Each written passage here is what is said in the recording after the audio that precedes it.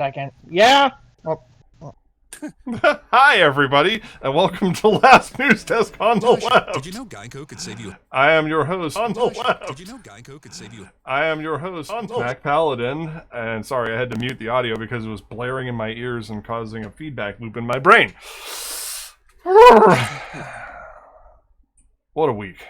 You mean that's not normal to happen? What a week.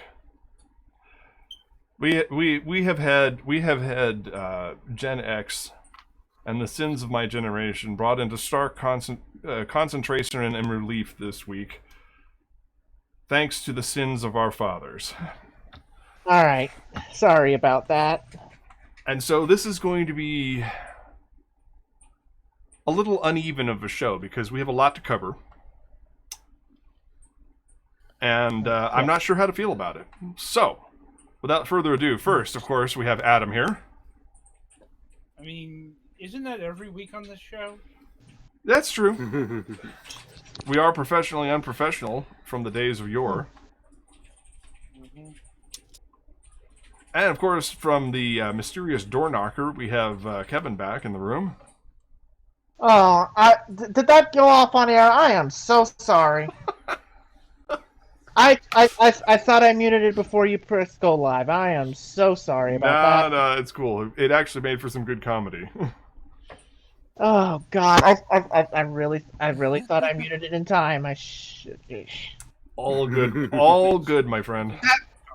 I promise you that will never ever happen again. And then the knocking comes back to the door. And all we hear is Kevin go, "Fuck!" just before he gets muted.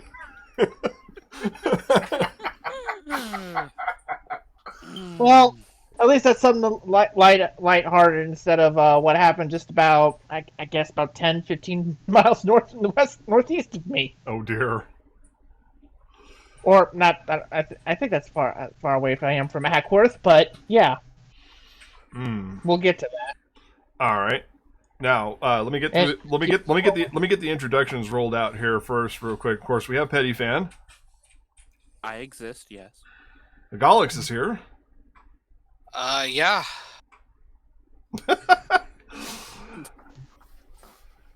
And playing advanced cops and robbers with us on a weekly basis, Twilight Winter. Hello. All right, now, like I said, we do have a lot to cover. I'm going to try to keep any rants about Gen X and our involvement with boomers to a minimum. But first and foremost, Adam wants to talk about Governor Cuomo. It's not so much I want to talk about him, but It's inevitable. so much. Yeah, it's like we were gonna have to talk about him at some point because, his, it's not the first scandal Andrew Cuomo has been a part of, but it seems to be the one that's gaining the most traction. Because honestly, there should have been more outrage about the fudged COVID outbreak nursing home numbers, but nobody seemed to care about that. But, the Me Too stuff, yeah, that's gotten traction. Because, in case you've missed this particular boat, New York Governor Andrew Cuomo has been accused by 3 women? No, I think it's actually double that. I think it's 7, 8. Yeah, that's an alarming amount of number here. Yeah, this is probably going to be the one that does him in. This is the one that's going to Al Franken him. Yeah. I don't think he'll be Al Frankened. I think that from what I've read from people who are actually up there, he's probably going to go until the very, very end. He just won't. He won't run for re-election. Well, we'll have to see. I think he probably might, because if you've noticed in the polling about this, black and brown New Yorkers do not want him to resign. They want Tish James to do the trick, if you will. Okay. The only way that he goes is if he's indicted by Tish James. That's it. Period. He's not resigning on his own. I think that impeachment will probably be too messy for New York legislative Democrats and will backfire on them because of black and brown voters at the grassroots level, at the local level, and there's just too much here for Andrew Cuomo to not go. This is basically people out to get me. Okay, and to bring Al Franken back into Yeah, the we are facing once again the problem. Sorry. Wait a second. What? Adam, start again, please. Yeah, to bring Al Franken back into the discussion, people forget he resigned rather than face the investigation by the Senate Ethics Committee. That was you have to keep in mind something, and we part ways on this, but I'm going to lay this out here because you need to hear it. Okay, he resigned amid pressure from people like Gillibrand and so on and so forth. And Gillibrand has since recanted, saying, "You know what? He should have stayed. He should have gone. We should have had the actual ethics hearing because you guys say, oh, there was credible witnesses. There's only one name that was ever released to the public, and the other 5 just disappeared into the winds." Mm-hmm. Okay, Right, so he's and Gillibrand herself has said, in no uncertain terms, that if she had to do it again, she would not have pressured him to resign. right. Mm-hmm. She would have let the ethics committee wash him out if necessary. Be that as it may, he's still tapped out, and Andrew Cuomo has made it himself pretty clear. He's going to wait for due process. Yeah. Which is, fair enough. It's I cannot begrudge, the New York Democrats and, National Party leadership to call on his resignation because, it's not just the sexual harassment or sexual assault charges. He's done a lot of stuff over the course that's made him a lot of enemies. Mm-hmm. So let's be clear here. It's not just about that. It's about a lot of, political grievances being met to the fore here. Mm-hmm. Well, and I think we have to understand something else as well. That there is a stark difference between New York politics and Minnesota politics. No doubt. No doubt. Yeah. I mean, to call that an understatement, right? Although, frankly, you could say more or less these days it's very much a machine-like, situation in some ways. I mean, I think Al Franken came in and didn't really build himself up to be a machine and to be a brand enough so that he could withstand it. I mean, if Franken had a machine and a brand like Klobuchar has, right? I think probably he would have been able to withstand it and probably would have gone all the way. He was still a relatively new senator. I mean, he was only in his second term. Yes. He was only in his second term. Correct, he was starting to become and he didn't really build himself up in the state, among the state DFL machinery, because Minnesota politics are a little bit weird because it's not the Democratic Party technically, it's the Democrat and Labor Party, DFL. Right. So it's a completely different animal. It's kind of like New York with the Democratic Party and the Working Families Party, but instead it's, all together in one party, Right, but it's like if we were ever to get into a discussion, I'm sure any New Yorker would come in here and chastise us for trying to compare New York politics to literally any other state in the union. It's just right. Well, it is a different beast, and there's also it's a different beast, and it's monstrous. Because of the sheer enormity of it. It's also because people from New York City think New York City's the goddamn center of the universe. Source: a lot of my family is from fucking New York. Right. Well, there's more people in New York City than in most states.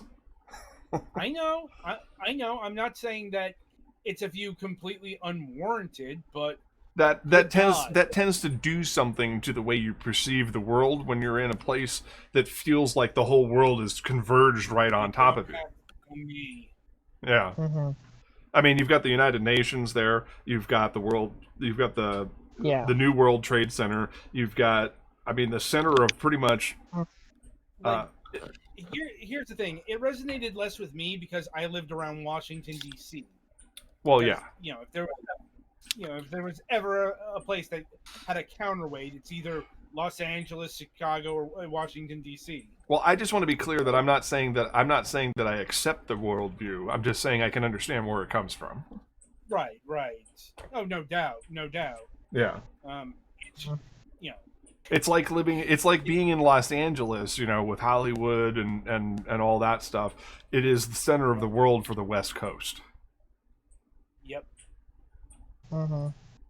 No, I mean, it's a little bit more muddled down here in Florida because you have at least 3 centers of culture: Tampa, Orlando, and Miami.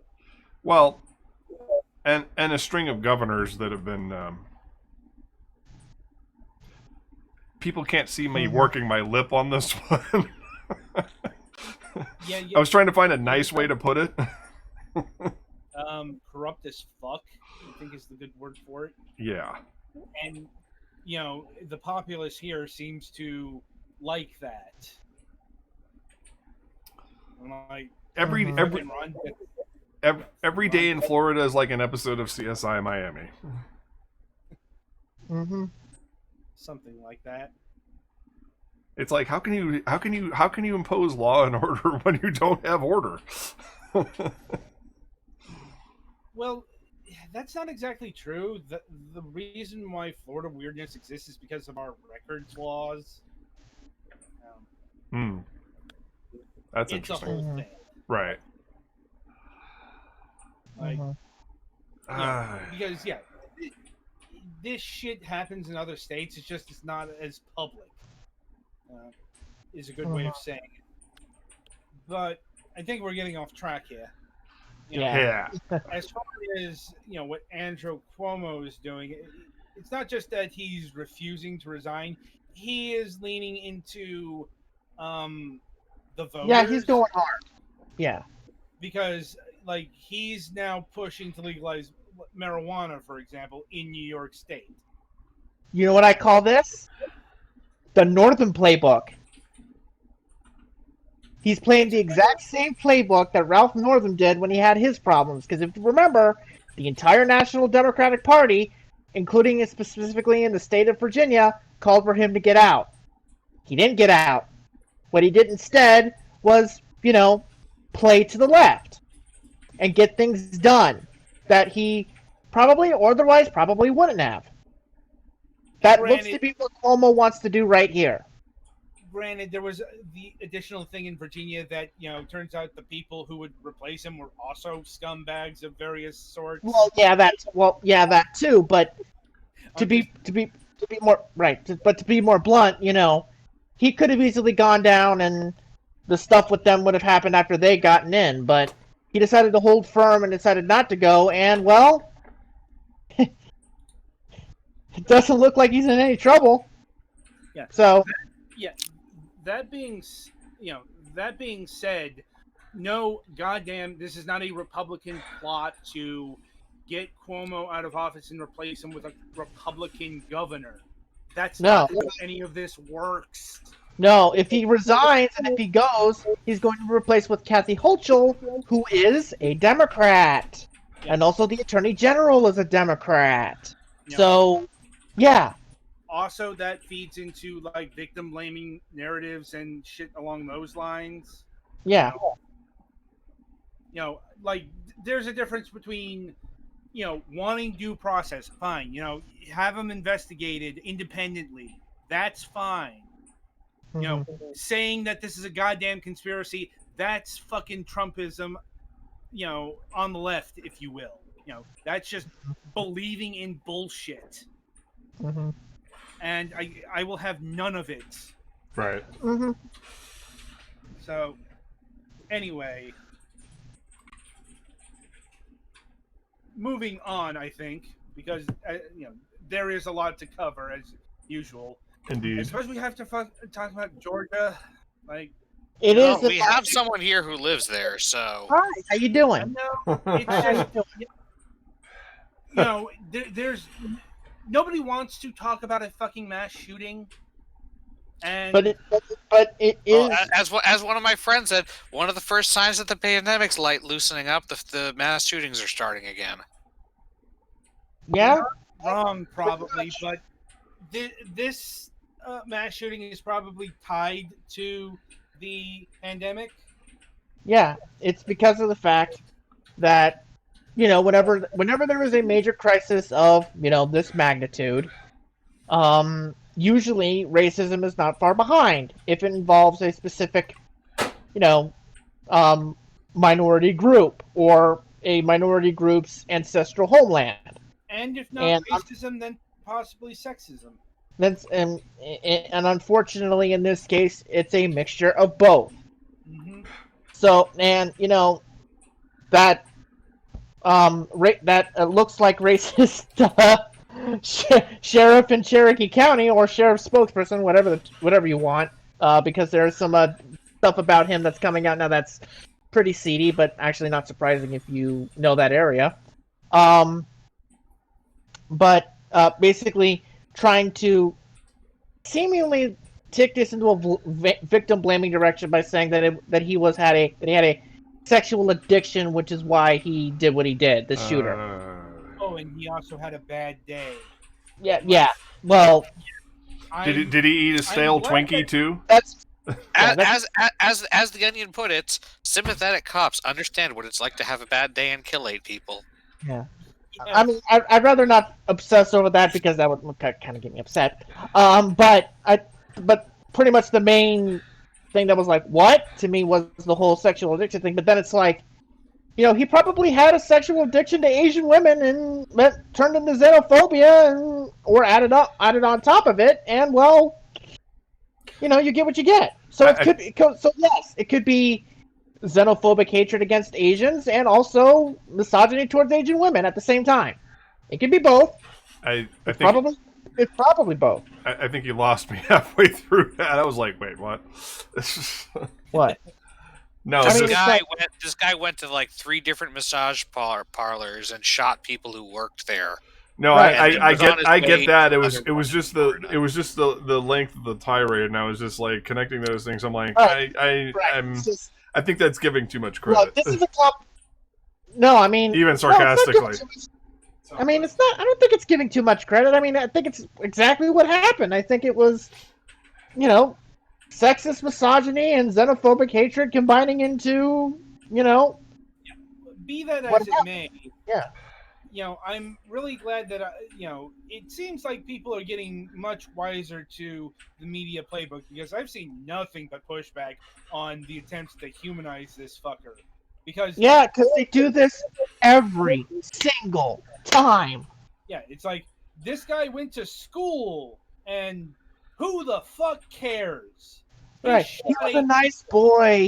He had a good life. It's like he went to a gun store to buy a gun, and hours later drove down the road, shot up one Asian spa, then went down I-75 to downtown Atlanta, shot 2 more, then went back down I-75 and was hightailing it to Florida, where he probably was going to do more shootings, probably in the Miami area, or in the Tampa area, or in Orlando. Wherever Florida's quote-unquote porn industry apparently is. Yeah, although the way, considering where he was going down I-75, so I'm assuming he was headed towards Orlando, so, yeah, which would make sense, unfortunately. but he was caught. But he was caught, yeah.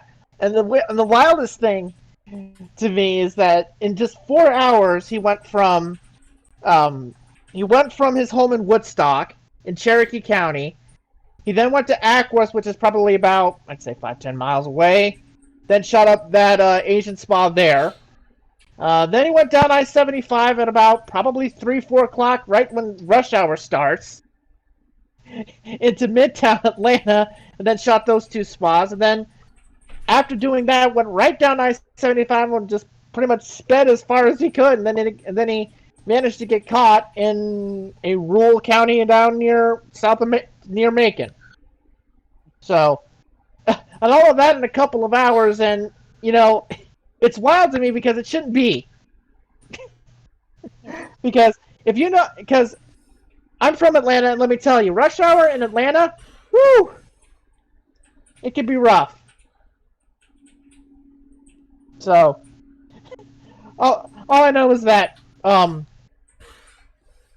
this this definitely kind of also brings a spotlight to the fact that the Asian community up here in the Atlanta suburbs is pretty noteworthy. So I think that should be noted with this, and also should be noted the fact that we finally probably have a situation where all of that anti-Asian xenophobia finally led to mass murder in a grand scale. Now, I mean, we've had murders and other forms of hatred and violence against the Asian American community all across the country up until this point because of obvious reasons. Former president. But this is finally the time where we had a mass shooting, or at the very least a collective mass shooting. And I will say I'm glad that shit's no longer coming from the top, as it were, anymore. Yeah.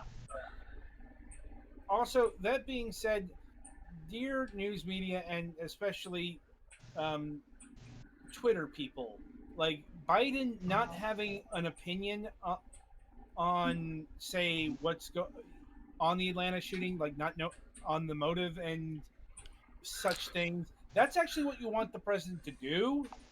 Mm-hmm. I mean, it would have been okay if he condemned it, but Well, Mhm. of course he condemned it. It's more he refuses to speculate on the motive, prematurely. Mm-hmm. Stuff like that. He's getting asked these kind of questions about, like Andrew Cuomo. Like he got asked about that, and he said, "We'll see what the investigation has to say." And if he's like a responsible person. it's like he's trying not to influence outcomes because he's the president of the United States and his words have weight, Mhm. in that regard. That was one of the problems with Trump. One of the many, many, many, many, many, many problems with him. Mhm. But a problem nonetheless. Mhm. Because, He never met a scale he didn't want to put his thumb on. Yep. Mhm. And that played out in court time and again. Like that, got things thrown out. So, Mhm. Biden being a responsible fucking adult isn't Yeah. going to indulge in that kind of speculation because he knows what that can do. The last thing anyone wants is a mass fucking shooter to get off because of a mistrial because the president of the United States influenced the decisions in some way because of his commentary. Mhm. And yes, not so much a mass shooter, but this is shit that happened under Trump. His words got dragged into court time and again because he would not shut the fuck up about Yep. anything. Yep. So, if Biden, doesn't have a clear comment, that's why. Mhm. And, that is actual leadership. Mhm. Now, I understand the desire to call this out on race. Mhm. Who's breathing? Who's? What? Nothing. Keep going. Anyway, wetting me? I thought I muted my microphone. No, yeah, I Apparently, can hear you. yeah. That's Well, a mess. we can we're hearing you. Are you sure you muted the correct microphone? I hit the one and only mic aux and hit mute. Huh. Anyway. Yep. Anyway, so yeah, Biden isn't going to make commentary until he feels that he can. And, of course, this is frustrating the news media to no end. Mhm. Well, for someone whose job it is to make news about what political people say, it certainly would have been convenient to have a, major political person who never shut the goddamn fuck up about anything. Mhm. I mean, he resurfaced recently, and I don't know, who cares? Like, Mhm. Speaking of which, I guess we got to talk about the Grammys. I don't. We don't have to. I hear some people won, and they were, I guess, mostly not Or- black. Surprising no one. Well, not so You know much what? the actual Grammys, but yeah, the latest conservative outrage this week is, well, they've kind of shifted back to. That performance. Okay, yeah. Okay, that's what you're talking about. Yeah. Because I could give a. I think my point still stands about we don't need to. I'm talking more about. I am fine with not talking about the Grammys, Yeah. but I'm talking more about, even the apparently the conservatives' culture war is getting thin if they're, looping back to something that they were outraged to 4 months ago. Mm-hmm. I'm like, and I think it got What? escalated because Candace Owens was saying a thing, and Oh yeah, Right. let's not talk about her thinking that vaginas turn inside out like jeans pockets. Mm-hmm. I'm sorry, what? Yeah, Mhm. apparently she thinks that women, especially lesbians, are sea cucumbers and that they can inject their organs into each other. What the fuck? Does anybody care to explain this tweet? I mean, that's basically what it boils down to. Is she literally said that The best thing you do is to say nope and move on. well, actually, what Cardi B did was thank her and thank Fox News for The promoting publicity. There you go. There you go. because There apparently, you go. yeah, you made the song a lot more popular. Like, Mm-hmm. you stupid motherfuckers still don't know how to protest shit properly. I see. I mean, I don't understand why everybody's being so squeamish about this. She said this in public on Twitter. Yeah.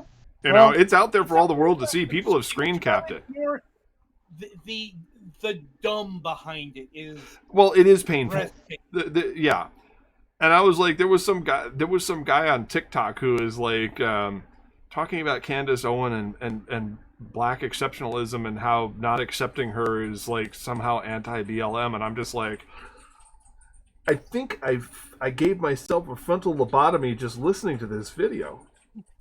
Mm-hmm. Bitch, that's some mental gymnastics. I'm like, it's not that Candace doesn't know what she's doing. Mm-hmm. That's what makes it really egregious, is the fact that she's behaving in this way. We'll say that there's a term that has to do with a certain kind of relative that she's behaving like. A grifter. Mm-hmm. I was being a little more specific, but I don't think I'm allowed to use the term on the air. No, I know what you're talking about. Yeah, but I'm she's just behaving. saying- She's behaving in a particular way, like a certain relative at Thanksgiving, and it's not that she knows not what she's doing. It's like my arguments about Tommy Lahren. She knows goddamn well what she's doing. She knows goddamn well what she's saying and who it affects, and how it affects them. Yeah. No, I mean, it's Last Week Tonight with Tucker Carlson. Yeah, Tucker Carlson knows exactly what he's doing. I mean, he gives that vacuous stare so that way everybody thinks he's dumb. But Yeah. all of these agent provocateurs know exactly what they're doing. There's a good word for them that doesn't have racist connotations. Because it can be applied to everybody. They are agent provocateurs. They are provocateurs. That's their MO. They are not interested in. I don't think that they're actually interested in forwarding whatever cause it is that they're paying lip service to. Usually not. People more in, say, Trump's orbit actually believe the shit that they peddle because they were genuinely that stupid, including Trump himself. Yeah. But yeah, it's like most of these right-wing hacks, they're snake oil salesmen. Like, they're not stupid, they're shifting, and they know what they're doing because they're very effective at what they're doing. Although I will say the now recently retired Stacey Dash may actually have been clueless. Like, there probably is an instant. There are instances of people just being that fucking stupid, especially when we're talking about this set. Mm-hmm. Like, Mm-hmm. anyway, I suppose next on the agenda is to talk about what's next on the agenda. That is to say, okay, so the COVID bill has passed. People are getting their stimulus. I'm still waiting on mine. Yeah, Mhm. yeah. The website still says not enough information for me, which is weird because I had information on my $600 check pretty much the day that they said they were going to start issuing them. I'm expecting yeah. to be waiting a while since mine's not coming digital since I haven't Maybe told the IRS banking? my bank account. I think that's the key difference there is that when I got the $1,200 check, they had my bank account information. That bank account no longer exists, so when they tried to give me the $600 one, it got reflected back and then took like 3 weeks for them to issue me a plastic card. Mm. So now that they know that they can't just direct deposit me, I'm at the bottom of the pool. Mm-hmm. I think mine is because of my particular income situation. Like, I don't know if they've issued SSDI yet. Hmm. That's Well, I'm on SSI and got mine today, so not the same. Not the same. I know they're not the same, but they're similar. Right, they're similar, but once again, similar is not the same. Do you want to clarify Fair enough. that? Mm-hmm. Anyway, so that's passed. So the question has become, what is Congress going to do next?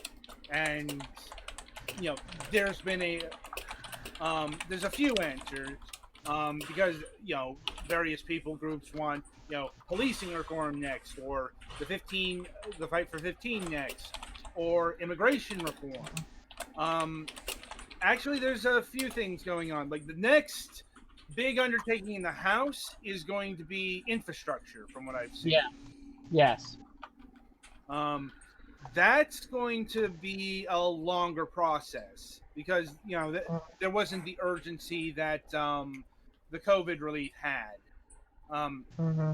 So while the House is busy, they're working through the committees, bipartisan committees apparently as well, because Senate leadership and Biden have said that they want this to be bipartisan. We'll see how well that works out, but Yeah. this is what has been said so far.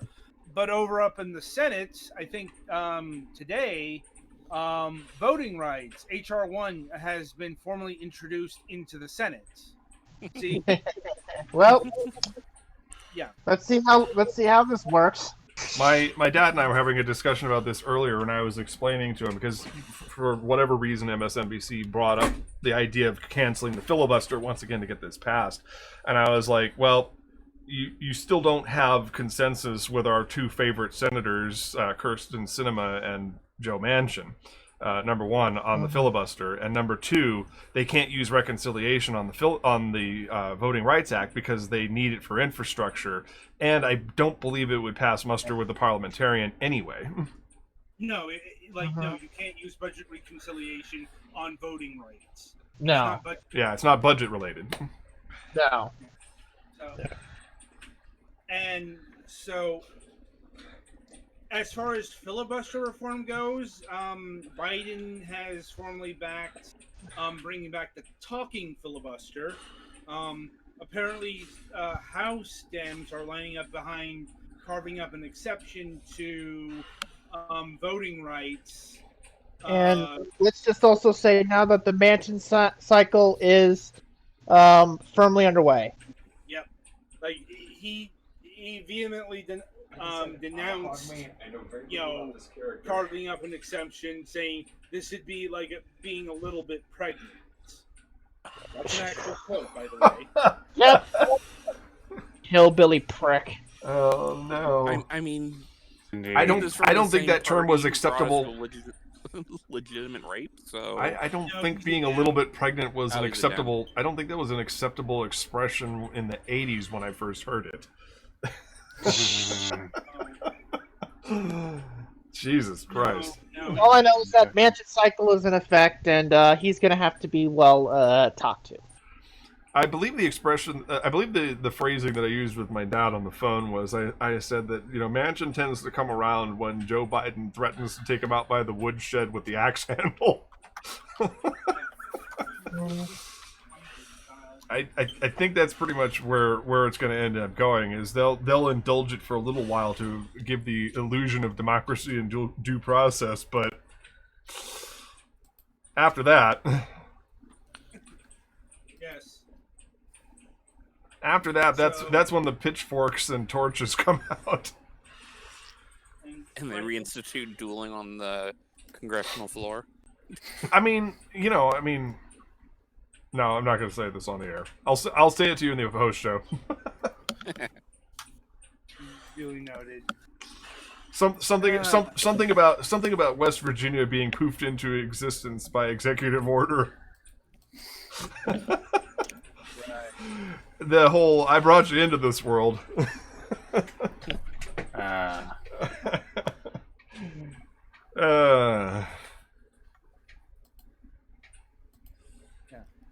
Anyway. Let's see.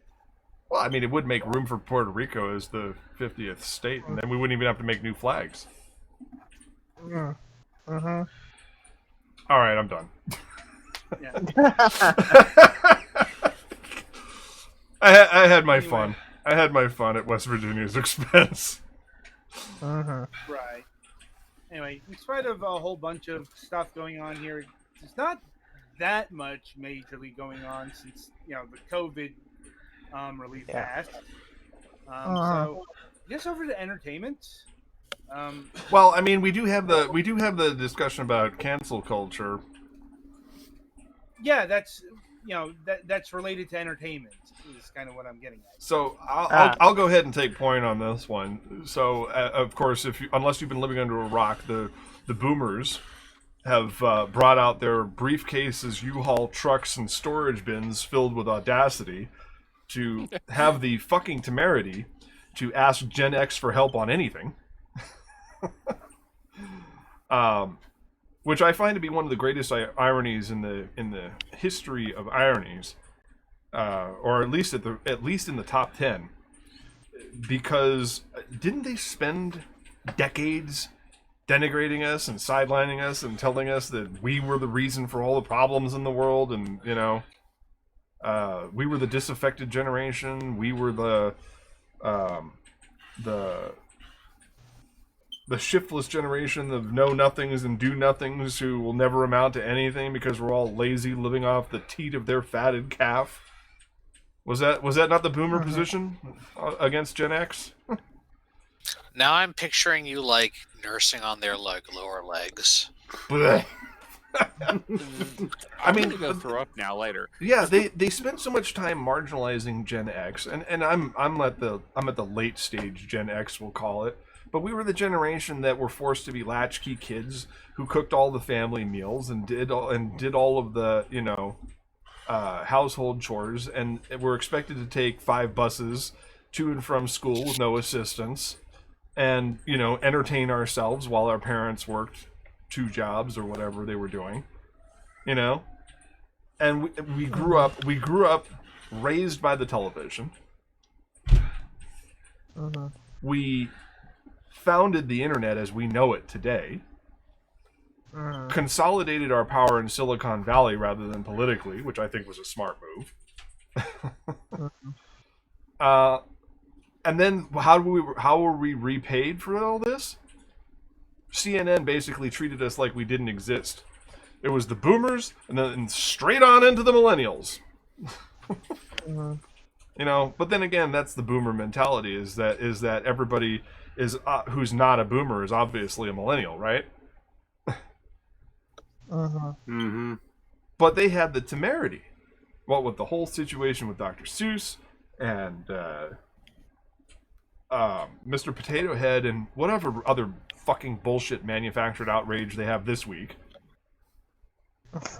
They had the fucking nerve to lay their trip on us and say, Gen X, oh, please save us from cancel culture. Let me explain something for my younger audience who may not fully realize what's going on here because you're so far removed from this situation. Boomers invented cancel culture, particularly right-wing boomers. They wanted anything that you did that tasted good, made you feel good, or in any way, shape, or form involved civil rights or protecting some marginalized group. Boy, they wanted to hit the boycott. They wanted to get rid of it. If I don't like it, you can't have it either. And that was their mentality. And that is the real root of cancel culture as we know it today. And for you to have the fucking temerity to come to us and say, oh, please, Gen Xers, save us from our folly. Get fucked and stay there. Also, applying to this term to voluntary changes that companies are making on their own, which is not what being canceled means when you're, like doing it yourself about things that you've decided that you would rather change. Well, apparently, as I said, let me be perfectly clear about this. Boomers, and more specifically right-wing boomers, apparently seem to not understand that accountability does not equal cancellation. And they're just mad that the left wing is using their own tools, their own playbook, against them. And now they've got them mad about it.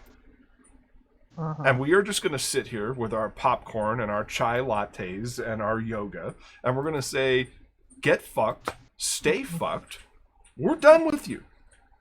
We put up with 40 plus years of your abuse. Gen X is getting old and decrepit. We're in our 40s and 50s now. We're tired. We worked 3 jobs for no gratification and have nothing in our savings accounts to show for it. You know? You know, we forewent simple pleasures like having a house and kids and all of that shit because you fucked us. And now you want us to bail you out of your mess? Middle finger to you, my friends. Now, obviously, not all boomers, hashtag. But I just find this absolutely laughable. And again, it's particularly right-wing, which does go up and down the age groups and political, the right-wing political spectrum. But holy shit. I don't know. Did I cover it, or does anybody want to add anything to that? I think you got right down to the point. I'm the big Gen Xer here, I believe. I was about to say this also extends to adding things to properties. Yeah. Although I suppose that's not just the old people. The amount of millennial rage over, say, The Last Jedi is still quite profound. Right. Well, and this whole thing trickled down, of course. I mean, let's be fair to millennials too. I mean, millennials are now a generation of psychologically broken drunkards who are just mad about everything because of the fact that they were handed a big fat shit burger. And told it was oh so yummy. Just put a little horseradish on it, it'll be fine. It's like, do you realize horseradish is spicy? Yes. It doesn't make shit taste good. But that's basically the mentality. It's like, just rub a little dirt on it, you'll be fine. This is a prime example of a lack of generational mobility. This is one of the things we were talking about around the dinner table tonight was that this brings into stark relief the notion that one generation has consolidated most of the political power in this country for far too long, and that without the rollover, without the natural progression into the younger generations, you know, as Gen X came into their own, and then ultimately as the millennials are now coming into their political prime and so on and so forth, there should have been a transition of power. And what's interesting about that is the sort of revelation of this whole scenario illustrated by Trump's coup. Is that this generation of old fucks has been in charge for too long, and without this natural progression to newer generations with newer ideas, we're kind of stuck in this weird empty space. And now everybody's eating each other. So that's it. That's rant over. If you'll let me, I will go on for days, but I don't think we need to. No, we most certainly do not. But as you can see, even though you know, I'm a younger Gen Xer, I've internalized that rage. And I've seen it, and I've had to sit by passively and just try to worry about my own shit for, you know, the last 20 years. Dreaming of getting a piece of that, you know, dream that has been denied. Well, yeah, you know, I don't think anyone can really credibly deny that the boomers have been hogging all the pie. Not just the political pie, certainly the economic pie. I mean, that's why socialism is popular among, you know, like millennials and such. Yeah. Because, you know, all the fat bastards are still holding on to all the money because they're not dead yet. Yeah, they're living longer, and you know, and it's like, I don't know, it's like I've said about the pandemic itself. If anything has laid bare the sins and inadequacies of our system, this is it. The sheer number of people living on a knife edge, the fact that the old system of funneling wealth upward to a small point it was never viable. But now it's coming crashing down. Like if we were to look at it as... Well, see, they would have told you that wasn't the system. It was, but they would have told you it wasn't. Yeah, I don't need to be reverse gaslit. You know, it's just, I don't know. If the whole system were a pyramid resting on a point, it's toppling over to one side. It's just coming crashing down.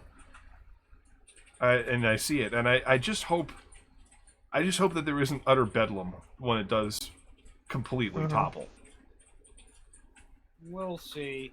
People have been predicting that for quite a while. And what I like to say that is capitalism persists. Right. You know, it finds ways to endure. Indeed. Anyway. Now, on to more pressing entertainment news. Now, I don't know how pressing DuckTales is, but I saw you guys going back and forth on Twitter about that, and I just kind of watched from the sidelines and stayed out of it. Well, now I can start trying to watch it. Yeah, I think season 3 comes to Disney Plus on April 30th or something like that. Like, not too far off. But speaking of Disney Plus, they're unearthing a whole bunch of Star Wars stuff. Oh? The Droids cartoon?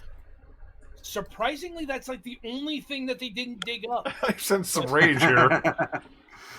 But no, what they're bringing back on April 2nd is Genndy Tartakovsky's Clone Wars, the better Clone Wars series. Right. Not that the other one isn't good. No, but I'm just saying Tartakovsky's is better. Right. Like, it's really the only one that made General Grievous as a credible badass. Indeed.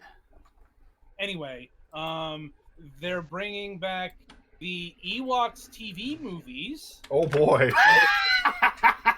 I had that on DVD for a hot minute. I remember liking those as a kid, but I know I had no taste as a kid. I got news for you, bro. They don't hold up. Like I said, I know I had no taste as a kid. Do not go into them expecting nostalgic wonder. No, I read a description of them recently, and there were some things that sound incredibly stupid that I did not remember.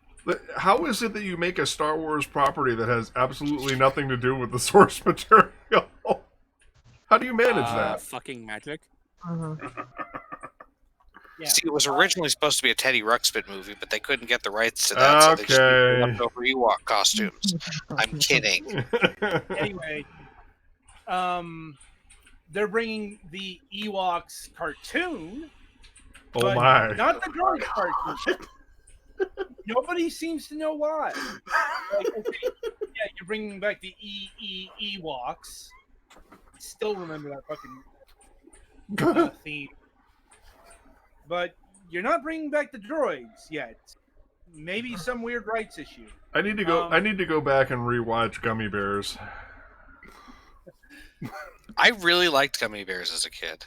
This theme song is so fucking catchy. Kira and I were singing it the other yes. day. Yeah. Bouncing Still here very and there and annoying. everywhere. And they're bringing the Boba Fett part of the Star Wars Holiday Special to Disney. Oh my god. Not the full special. Not the full special. Just that animated segment that had Boba Fett. That which is was interesting. actually- yeah, which was actually the only part that has been legally released since then. It was on like a Star Wars Blu-ray. Like, Mhm. like I said, you know, That's impressive. yeah, Indeed. still not the full holiday special, but maybe they're holding that back alongside the Droids cartoon. No, seriously, why is the Droid cartoon not here?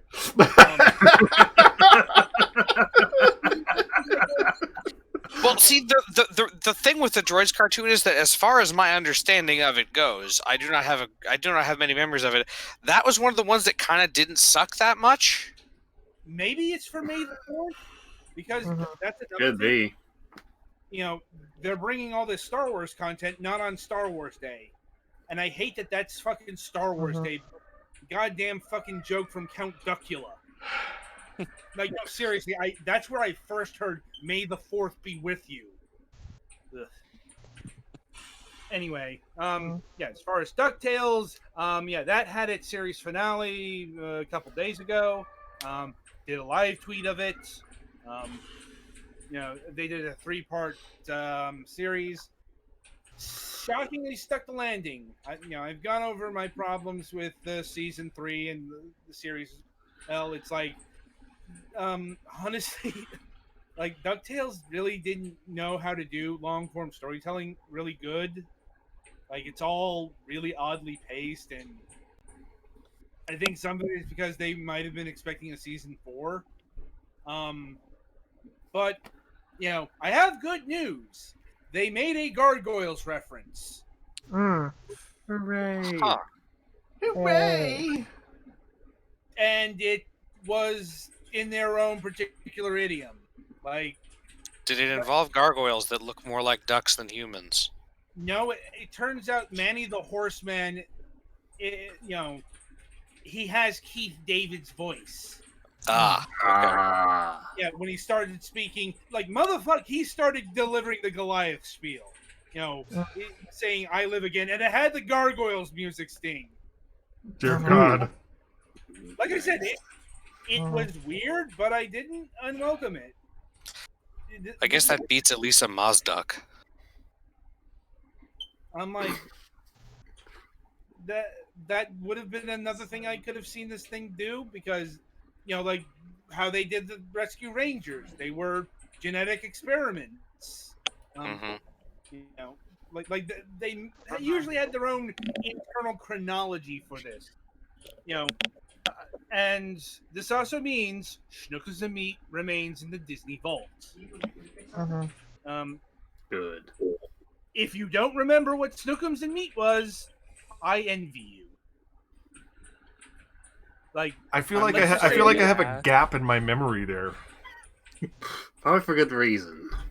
Okay, the short version is Snookums and Meat was Disney's attempt to rip off Ren and Stimpy. Oh Mhm. God. Christ Almighty! I mean, it wasn't Mega Babies levels of bad, but Oh God. What? Ren and Stimpy. Are you trying to hurt me? I want to know who trumped this up. The safe word is pineapple. I thought this That's safer not a was very harder. safe word. Well, especially if you put it on pizza, then you're going to war. Hey, I like pineapple on pizza. You're fired. Get the fuck off my show. Look, That was a joke. I was the one who invented this fucking show, and I've seen it. Yeah, I've seen it too. I've seen it. you don't want to remember. I wish I didn't see it, but I've seen it. It's I mean, awful. Like I said, it's so bad that the fucking DuckTales cartoon didn't reference it, and they referenced the fucking Wuzzles. I mean, once again, it was really fucking weird because they turned Wuzzles into really fucking dangerous beasts, but they were the fucking Wuzzles. Look, if you combine a fucking, was it a lion or a bear with the fucking Lion and a- honeybee? Okay. So That showed up. all right. So I forget which one it was, but don't combine honeybees with large predatory mammals, is what I'm saying. well, okay. We're getting a little off track here. There is one item I wanted you to cover, and that is I didn't understand the part of the discussion where you were talking about how they didn't really want to cancel the show. Well, it depends on, like, the cancellation's a bit weird because, like, we're not exactly sure who dropped the hammer down. Like, the creators said it was their choice, but it didn't really not their choice. Like, and Disney XD really, really didn't seem to want to end the show, Right. considering that they were promoting the shit out of it. And you know, they played the finale for 24 hours, like they did the premiere. So it seemed to be an above that level decision. Like, Interesting. yeah, you know, so, and you could see things. Once again, like, there are still not majorly unresolved plot lines, but, like, you know, Poe was introduced and he wasn't resolved. Negaduck they ultimately didn't do a thing with, and there were some other instances like that. It really seemed like they were expecting a season 4, but, you know, they probably found out early on they were only getting season 3. And like I said, the storytelling was kind of all over the place. So, Interesting. you know, it was still the best part of season 3. Like, So now the real question is Darkwing Duck. yeah. So, well, Darkwing Duck got introduced in season 3. You know, they had that entire hour, basically backdoor pilot. You can actually go watch that on YouTube for free. You know, and Disney Plus is doing a Darkwing Duck thing. The thing is, we don't know exactly what it is. We don't know if it's going to be a full reboot, if it's going to be an actual continuation of this. You know, creative forces outside of Seth Rogen's company is producing, which is a bit vague on its own terms. So, Darkwing Duck is happening. We just don't know final form, or really much beyond the first form.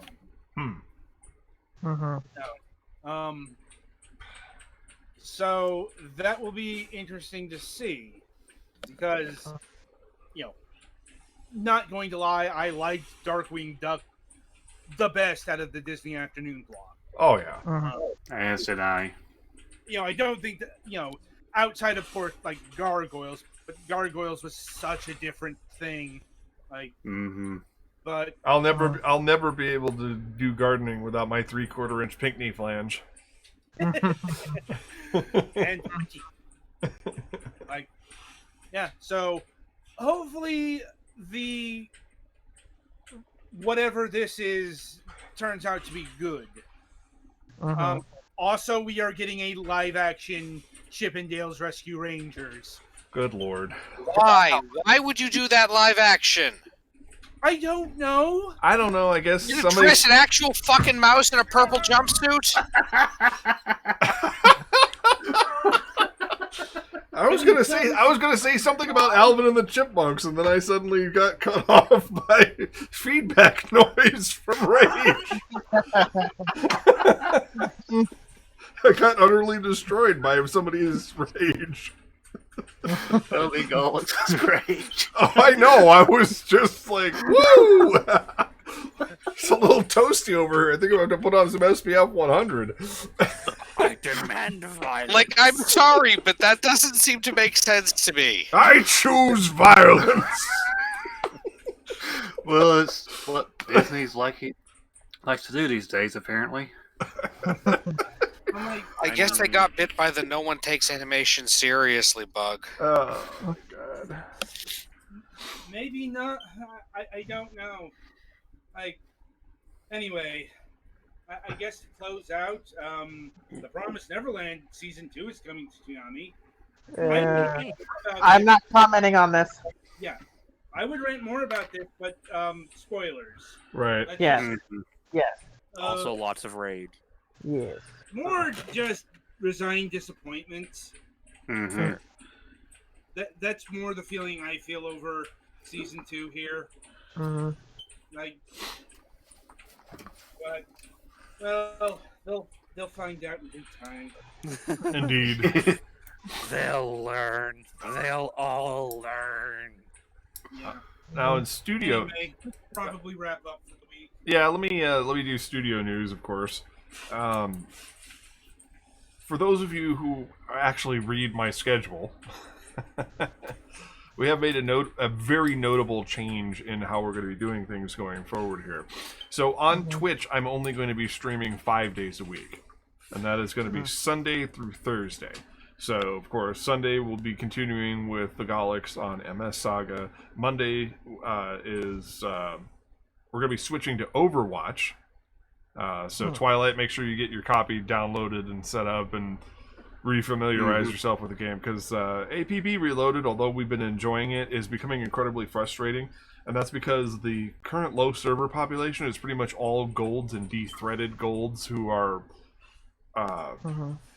Like over half the group, half of them are cheaters. yeah, they're I mean, without levying any baseless accusations, we suspect a high degree of cheating and griefing by people who are a very high threat level, who are just not interested in allowing new players into the game. I think that's really what it comes down to, is that they're used to having their little fun club there, and they don't like us newbies. And even long-term players like Varias are just tired of it. It's become less fun, and it's kind of funny because she pointed out to me the other day that one of the reasons why my perspective on it is a little different is because I was birthed into the game in this current era of darkness, and I don't remember sunnier times when the game was more playable for new players, and I hope to God that they actually are successful with their engine upgrade and their quality of life improvements.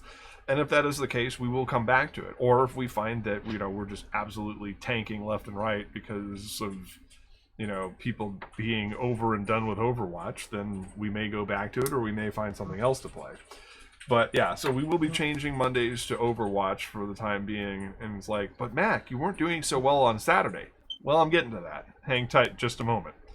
Tuesdays, I'm going to continue playing King's Raid, but I have to now split chapters into 2 episodes, because in the hour and a half to 2 hours that I'm able to dedicate to this, it has become kind of a slog, because up until now I was grossly overpowered. and now I have to start playing with the actual deep mechanics of the game. I have to start doing a lot more crafting. I have to unleash soul weapons and doing a lot of other stuff that unfortunately requires a substantial degree of RNG. Unless you pay to win. So I'm probably going to be subdividing the chapters that remain because there's only 11 chapters in the game, and I'm halfway through, about a third of the way through chapter 9. As far as the main story is concerned, so I will be slowing that down just a little bit and doing more side content until I can level up to a point to where I start plowing through it again. But King's Raid is going to be a staple until I beat the main story. Wednesday, of course, is last Newsdesk, and then Thursday, the last day of my regular week, is going to remain Honkai Impact until I get basically stymied in my progress. Chapter 5 was a little slow. Apparently there are about 20 chapters in the game so far. Chapter 21 was just released like within the last 6 months or so. So tons of content there. No shortage of things to do on Honkai Impact. The biggest change is going to be Friday and Saturday. Normally on Friday I do Mac fails at MMOs. And I tried Blade and Soul, I tried Champions Online, I did an episode of Star Trek Online back in the day when I was doing it on YouTube. And I recently started playing Warzone, which was getting a little bit of traction, but Friday and Saturdays have just fallen out of space and time as far as my numbers, and it's killing the channel. So what I've decided I'm going to do is I'm going to continue playing Warzone, but my live streaming is moving to YouTube. And for those of you who don't already follow me and Varias on YouTube at the Moonhawk Network, the link for that is down on the About page. We have a direct link to our YouTube channel, so please feel free to like and subscribe. We have been running the current season of our show, The Lavenders, on YouTube, and that's been the majority of our new content of late. That has slowed down, so I'm going to have to start putting live content over there again. Because we're at a point to where we're making all new art assets. We're not cobbling together episodes out of pre-existing comic art. All of this shit is new, never before seen. We're in the third act of the first season, and that was never seen even in comic book form. So we're kind of the first episode is 36 scenes. I'm not sure about length just yet. We do have all of the voice acting for it completed.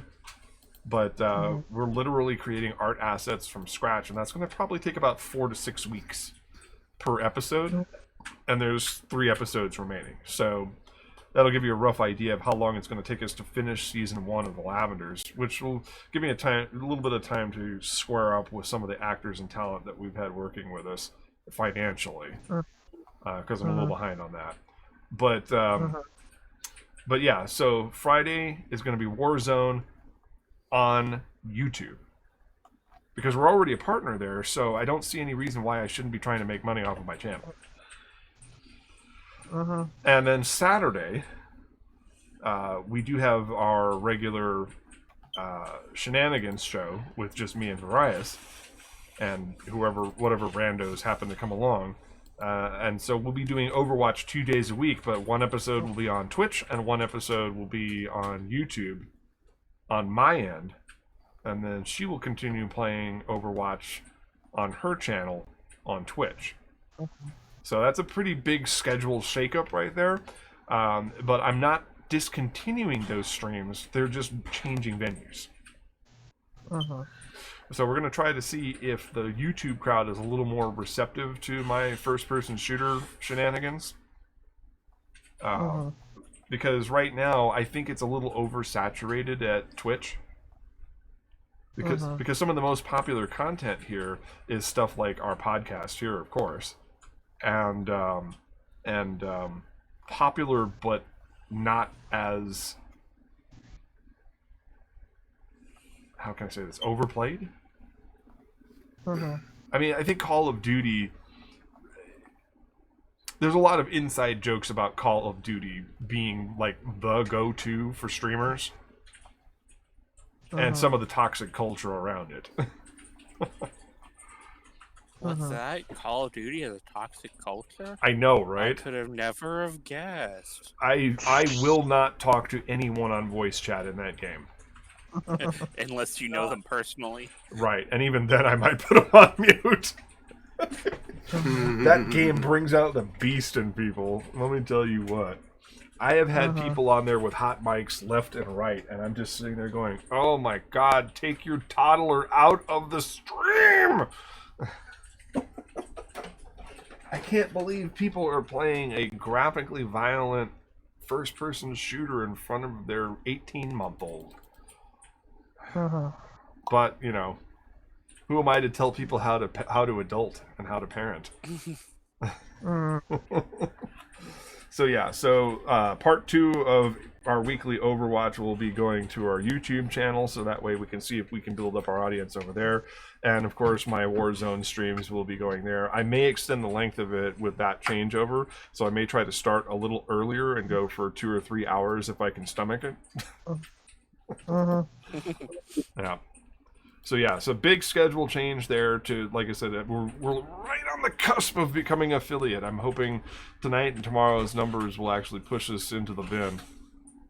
And if that's it, I'm referring to the gotcha bin, not the trash bin. Trying to keep the terminology gamer relevant, you know. But you guys sound incredibly bored, so I think that's the point where we'll all sign off here. Yeah. But I think we had a pretty solid show this week. Covered a lot of ground. And, of course, as always, I want to thank everybody for coming out and listening to us on a weekly basis. We are coming up on the end of the season. We have 4 more episodes, and then we're done with season 1 of Last Newsdesk on the Left. That'll be our 26 and out. So, like I said, don't forget to tune in tomorrow at 6 p.m. Arizona time. That's 6 p.m. Pacific for ease of understanding. I will be playing Honkai Impact the 3rd, as I have been for a couple months now. And again, on behalf of the crew at Last News Desk on the Left, I want to thank you for listening, and stay safe out there, kids. Stay safe and be vaccinated.